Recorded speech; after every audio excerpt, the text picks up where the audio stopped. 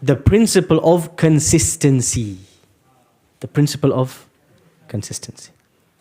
The Prophet ﷺ says in famous hadith, أَحَبُّ الْأَعْمَالِ إِلَى اللَّهِ أَدْوَمُهَا وَإِنْ قَلَّ.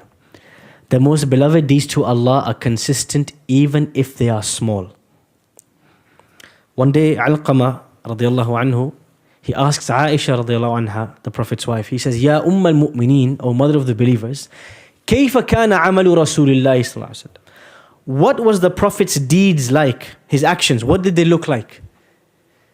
Did he have some days for some special things, some other days for other special things? She said, no. She says this famous word, كان عمله ديمة.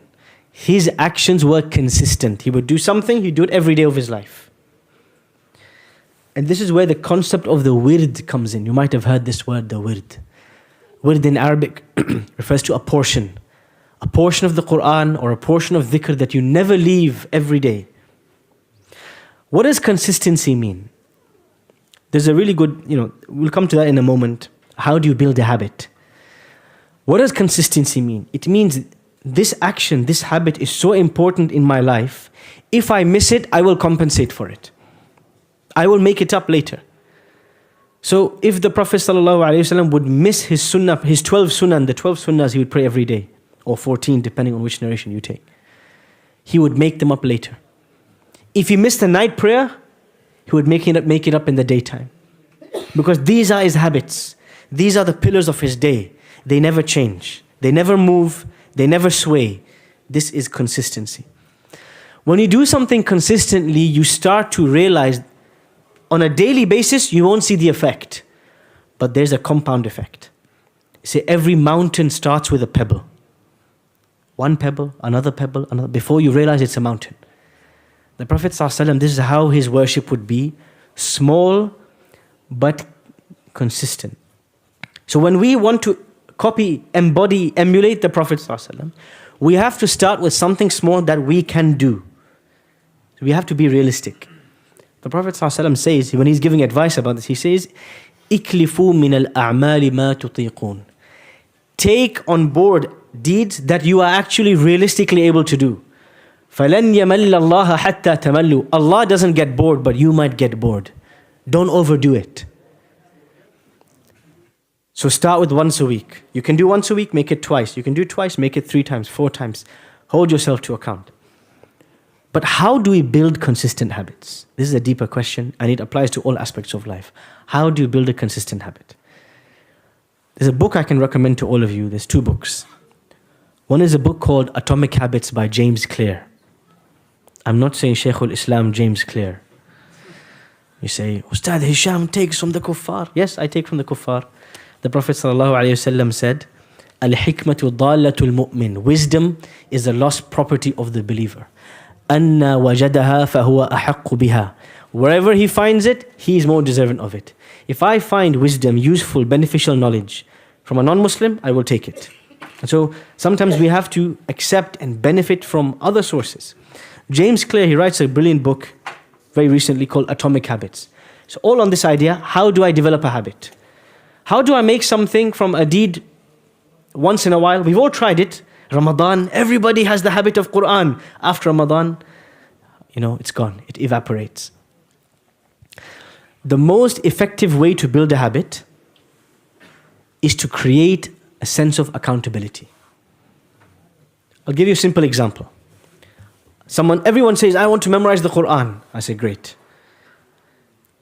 Pay a teacher, not a friend, pay somebody an amount every week. And let it be someone who you are scared of. You don't want to disappoint them. You respect. And make a fixed weekly time when you have to meet them. And give strict rules to yourself. Say, look, teacher, if I come 10 minutes late, cancel the lesson and make me still pay for it. If I miss 4 lessons in a row, never talk to me again. Tell me to get lost, finish.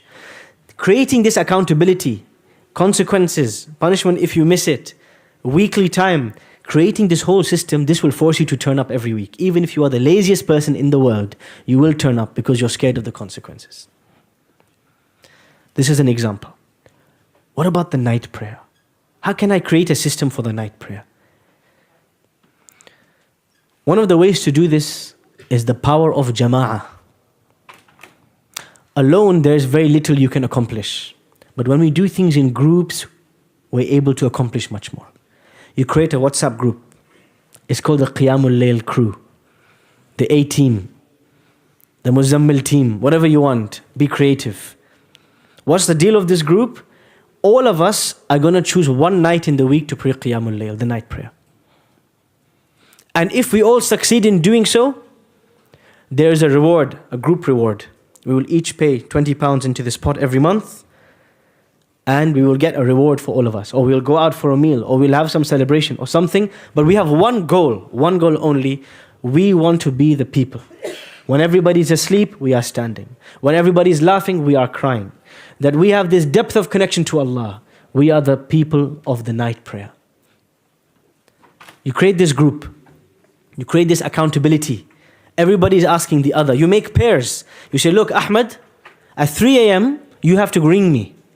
And if I don't wake up, there is a consequence. I have to give £100 in charity the next day.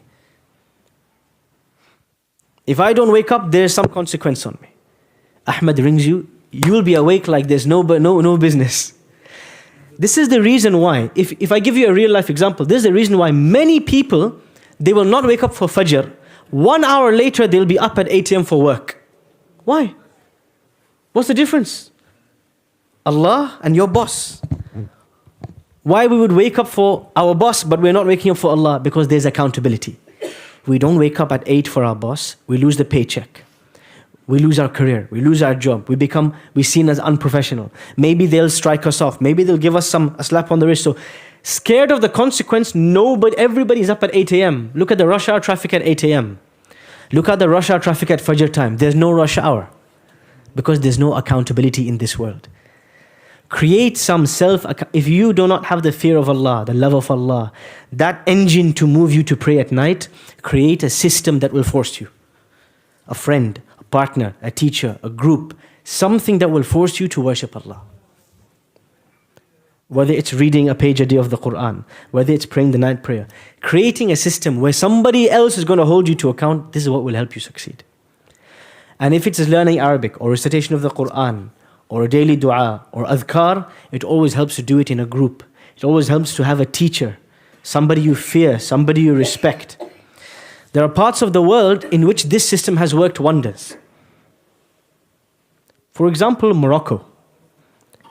In Morocco, many of the masajid, every day at Fajr and Maghrib, they read one hizb of the Quran together. That's half a juz. So every day, all you need to do is turn up. You turn up, you sit down, 20 minutes you leave, you've read 10 pages of the Quran. Start at the end of your day. Of course, there's discussions between ulama, between scholars, a valid difference of opinion whether we can recite the Quran in unison or not, etc., etc. But that's beside the point. Point is, when there's a group doing something, it becomes a culture, it becomes a habit. We'll give you another example from the Horn of Africa, from Bilad al-Somal. Many people wonder, what is the secret? What is the secret behind the Somali households producing huffaz like the Asian households produce sweets and gulab jamun? What's the secret?